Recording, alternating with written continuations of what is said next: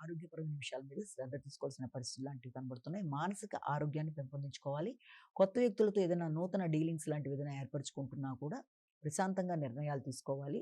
అంతే కాకుండా మీడియేటర్‌షిప్‌లో గాని, అలాగే ఏదైనా ప్రయాణాల విషయంలో గాని, ముఖ్యమైనవి కొంత వాయిదా పడే అవకాశం ఉన్నా, ఒకటనుకుంటే ఒకదానికి ధనం ఖర్చయ్యే పరిస్థితులు లాంటివి ఉన్నా, దాని గురించి ఆందోళన పడకుండా తాత్కాలికమని భావించి తదుపరి మీరు ముందుకు వెళ్ళడానికి ప్రయత్నం చేయాలి. వృత్తి చేసే ప్రదేశాల్లో ముఖ్యంగా మనశ్శాంతి అనేది కొంతవరకు తక్కువగా ఉండే అవకాశం ఉంది.